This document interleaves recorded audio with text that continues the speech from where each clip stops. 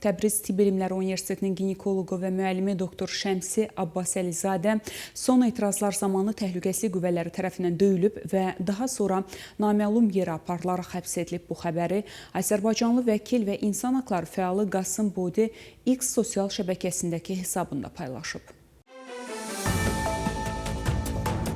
Doktor Abbasəlizadə əvvəllər 2022-ci ilin etirazları zamanı həbs olunmuş və Aylar Haginin öldürülməsinə etiraz edən tələbə toplantısında iştirak etdikdən sonra bütün təhsil və tibbi fəaliyyətlərindən kənarlaşdırılmışdı. Bu dövrdə Təbrizdəki Əz-Zəhra xəstəxanasının bir qrup klinik tələbəsi bir neçə professorla birlikdə tətilə çıxıb və 30 noyabr 2022-ci ildə doktor Abbasəlizadənin ədalətsiz şəkildə işdən çıxarılmasına etiraz olaraq toplaşmışdılar. Xəbərlərə görə o bütün peşəkar həyatını universitetə və xəstəxanaya həsr edib və şəxsi maraqlarından uzaq tibbi və təhsil işləri ilə məşğul olub. Onun harda olduğu və hazırki vəziyyətinin hələ də məlum olmadığı deyilir. Tehran Universitetinin İtalyan dili tələbəsi Rəha Bəhlulipur İrandakı son etirazlar zamanı İran rejim qüvvələri tərəfindən güllələnib. 21 dekabr 2002-ci ildə anadan olan Rəha, Qaşqay türklərindən olan 4 nəfərlik ailənin ikinci uşağı idi. Yerli mənbələrə görə Rəha Bəhlulipur 9 yanvar 2026-cı ildə birbaşa hədəfə alınıb və güllə onun ağciyərinə dəyib. Öldürülməzdən əvvəl o sosial mediada qısa bir mesajda əbədi azadlıq istədiyini yazmışdı. Tələbənin dəfn mərasimi onun doğma şəhəri Firuzabadda keçirilib. İran məhkəməsi İsfahan şəhərində keçirilən etiraz eylemlərində etirazçılara atəş açmaq əmrinə tabe olmadığına görə Cavid Xalis adlı əskəri edama məhkum edib. Bu barədə İran İnsan Haqları Təşkilatları məlumat yayıb. Məlumata görə atəş açmaq əmrindən imtina edən hərbiçi həbs edilərək təhlükəsizlik təcridxanasına köçürülüb və qısa müddət ərzində barələrində ölüm hökmü çıxarılıb. Ona qarşı konkret hansı ittihamların irəli sürüldüyü barədə hələlik məlumat əldə etmək mümkün olmayıb. İranda etiraz eylemlərinin səngiməsinə sonra müxtəlif bölgələrdə kütləvi həbslər artıb. Bu barədə İran İnsan Haqları Təşkilatı məlumat yayıb. Məlumata görə yanvarın 20-sində Sepahan Təhlükəsizlik Bölməsinin əməkdaşları Qəzvin şəhərində 166 nəfəri həbs edib. Onların kimliyi barədə açıqlama verilmədən etiraz aksiyalarının təşkilatçılar olduqları iddia olunub. Ötən gün yanvarın 20-si səhər saatlarından başlayaraq İranın 56 həbsxanasında saxlanan minlərlə məhbus edam hökmlərinin dayandırılması tələbi ilə yenidən aclıq eyləminə əl atıblar. Bununla bağlı İnsan Haqları Təşkilatları məlumat yayıb. Bildirilib ki, onlar beynəlxalq ictimaiyyətin və insan haqları müdafiə qurumlarının diqqətini ölkədə artan edam cəzalarına cəlb etmək üçün buna əl atıblar. Aclıq eyləmi 104-cü dəfədir ki, hər həftənin ikinci gündən başlayaraq 24 saat müddətinə keçirilir. Qeyd edək ki, ötən ilin əvvəlindən bu günə kimi İran həbsxanalarında 2000-dən çox məhbus edam edilib. İranda 24 günü əvvəl başlayan ümumxalq etirazlarında öldürülən 4519 nəfərin kimliyi müəyyənləşdirilib. Öldürülən 9049 nəfərin kimliyinin isə dəqiqləşdirilməsinə çalışılır. Bunu İran İnsan Haqları Təşkilatı bildirib. Öldürülənlərdən 197 hökumət məmuru, 33-ü azyaşlı və 38-i etiraz aksiyalarında iştirak etməyən mülki şəxslərdir. Bununla yanaşı 26314 nəfər həbs edilərək müxtəlif həbsxanalara köçürülüb. Bildirilib ki, internet kəsildiyinə görə öldürülən və həbs olunanların sayı və kimliyinin müəyyənləşdirilməsində gecikmələr olur. İranlılar tarixdə ən uzun internet blokadası ilə üzləşiblər. Hakimiyyət yanvarın 8-də etirazçılara qanlı divan tutmağa başlayandan ölkədə rəqəmsal blokada tətbiq edib. Həftələrlə çəkən nümayişlər əsasən yatırılsa da, internetə çıxışın bərpa olunub-olunmayacağı sual altındadır. Ekspertlər qeyd edirlər ki, hətta xidmətlər bərpa olunsa belə İranlıların qlobal internetlə bağlantısı həmişəlik kəsilə bilər. Çünki hakim orqanlar vətəndaşları intranet adlı daxili şəbəkədən istifadəyə məcbur edir. Bu isə dünya internetindən ayrı işləyir. NetBlocks internetdə monitorinq təşkilatı yanvarın 20-sində bildirib ki, hökumət ağ siyahı əsasında bağlantıya keçidi sınaqdan keçirə bilər. Bu bir internet senzurasıdır. Belə olduqda qlobal internetə çıxış əsasən bloklanır və yalnız bəzi təsdiqlənmiş veb saytlara, tətbiqlərə və xidmətlərə çıxışa icazə verilir. Nobel sülh mükafatı laureatı Şirin İbadə deyib ki, İranda əsl dəyişiklik üçün Əli Xamneyi hakimiyyətdən getməlidir. O, beynəlxalq ictimaiyyəti İran xalqına dəstək olmağa çağırıb. İbadi İranda demokratiya və proqresdə əsas maneənin liderlərin mövqelərində olduğunu deyib. Onun sözlərinə görə əsl dəyişikliklərdən ötürü Əli Xameneyi hakimiyyətdən getməlidir. İbadi Qərb ölkələrinin İrana yanaşmasını tənqid edib. Deyib ki, öz maraqlarına xidmət edən siyasət və rejimlə kompromis cəhdləri yalnız status quo-nu əbədiləşdirilib. O, beynəlxalq ictimaiyyəti İran xalqı ilə birləşməyə, ölkənin rəhbərliyinə təzyiqi artırmağa çağırıb. Şirin İbadi son etirazlarla bağlı bildirib ki, İran xalqı artıq bu sistemi üstələyib. İndi dinə bağlı olmayan sekulyar hökumət qurmağa çalışır. Qeyd edək ki, insan hüquqları fəalı və vəkil əslən Güney Azərbaycanın Həmədan şəhərlərindən olan İbadi 2003-cü ildə Nobel sülh mükafatını qazanan ilk müsəlman qadın və ilk İranlı olub. 2009-cu ildən Böyük Britaniyada yaşayır.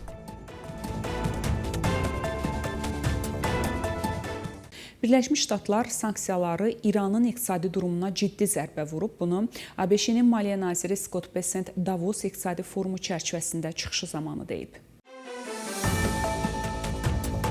Onun sözlərinə görə Vaşinqtonun maksimum təzyiq siyasəti Tehranın maliyyə sistemini zəiflədib və ölkədə dərin iqtisadi böhran yaradıb. ABŞ rəsmisi Donald Trump administrasiyasının siyasətinin nəticəsi olaraq IND bankının iflasını nümunə göstərib. Nazirin sözlərinə görə bankın çöküşündən sonra İran Mərkəzi Bankı pul çap etməyə başlayıb, ölkədə ciddi dollar çatışmazlığı yaranıb. Bu dövlət səviyyəsində iqtisadi fəlakətdir. ABŞ tərəfindən bir güllə belə atılmayıb, ancaq nəticə göz qabağındadır. Proseslər bizim üçün çox müsbət istiqamətdə gedir. Biz siyasətimizi bir dəfə də olsun atəş açmadan həyata keçiririk, deyə Bessent bildirib. Qeyd edək ki, Bessent hələ ötən il sanksiyaların təsirini vurğulayaraq, əgər İranlı olsaydım pulumu bankdan çıxarardım, deyib. Avropa Birliyi İrana qarşı yeni sanksiyalar paketi hazırlayır. Bu barədə Avropa Birliyinin xarici siyasət üzrə ali nümayəndəsi Kaja Kallas Avropa Parlamentində İrandakı vəziyyətlə bağlı Strasburqda keçirilən dinləmələrdə çıxışı zamanı bildirib.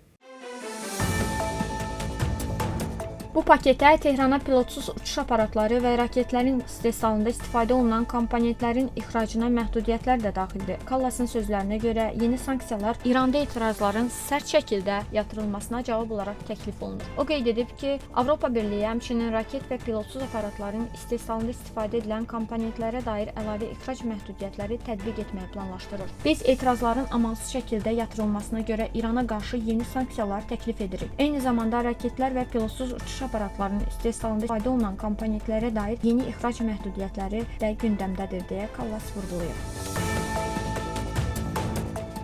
Amerikalı respublikaçı millət vəkili Joe Wilson İran hakimiyyətini mülki şəxslərin kütləvi şəkildə qətlə yetirilməsinə və Rusiya prezidentini dağıdıcı müharibələr aparmağına görə günahlandırıb və bu iki lider arasında paralellik yaradıb. O, bu barədə sosial media hesabında paylaşım edib. Amerika və İsrailə ölüm andı içən dəli terrorçu rejim dayandırılmalıdır deyə o qeyd edib. Wilson Putini və Əli Xamneyini sivil dünya üçün xərçəng adlandırıb. Buraxılışımız davam edir. Prezident İlham Əliyev Zayed İnsan Qardaşlığı mükafatına layiq görülüb. Mükafat fevralın 4-də Əbu-Dabidə təqdim ediləcək.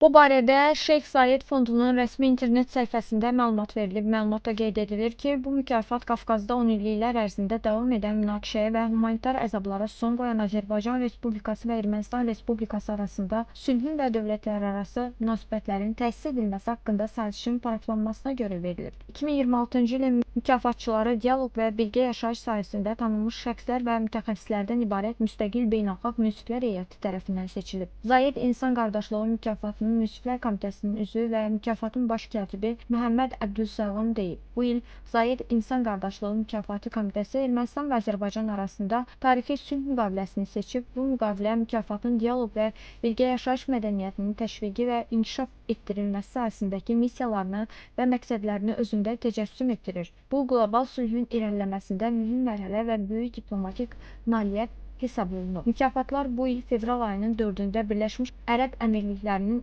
Abu-Dabi şəhərində keçiriləcək təntənəli mərasimdə təqdim olunacaq.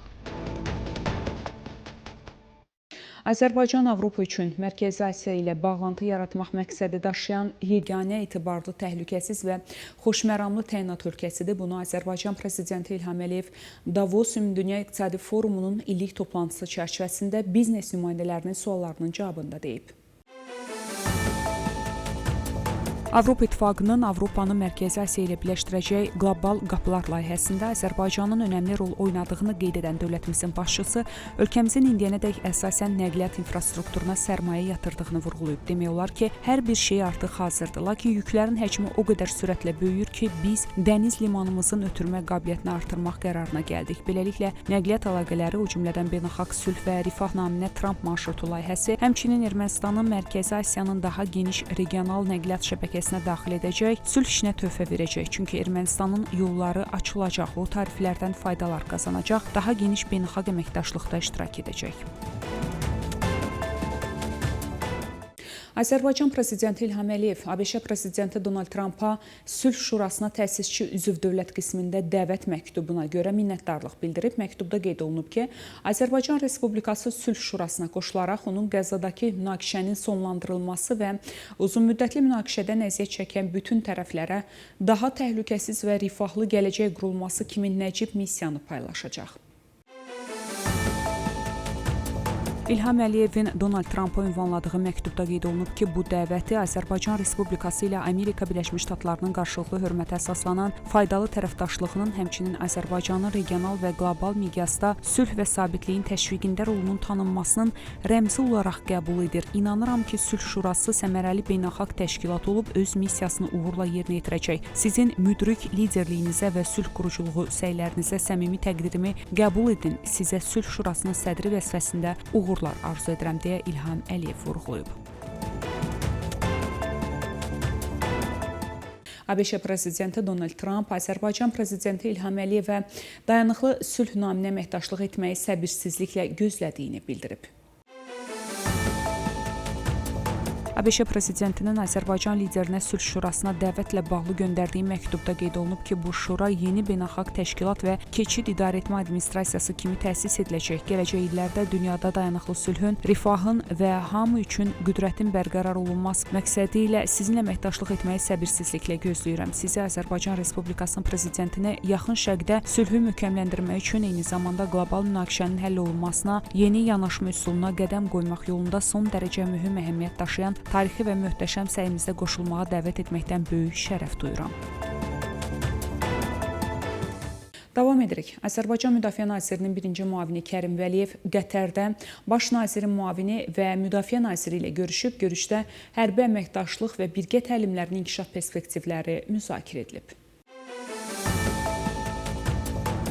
Bu barədə Müdafiə Nazirliyindən bildirilib. Azərbaycanın Qətər dövlətindəki fövqəladə və səlahiyyətli səfiri Adış Məmmədovun da iştirak etdiyi görüşlərdə Daimdex 2026 sərgisinin ölkələrin dənizdən müdafiə qabiliyyətinin inkişafı baxımından mühüm əhəmiyyət daşıdığı vurğulanıb. Tərəflər hərbi əlaqələrin bundan daha da inkişaf etdiriləcəyini əminlik ifadə edərək Azərbaycanla Qətər arasında hərbi və hərbi texniki sahələrdə əməkdaşlığın inkişaf perspektivlərini müzakirə edib. Birgə hərbi təlimlərin keçirilməsinin vacibliyini bildirib. Habelə maraq doğuran bir sıra digər məsələlər ətrafında geniş fikir mübadiləsi aparıblar.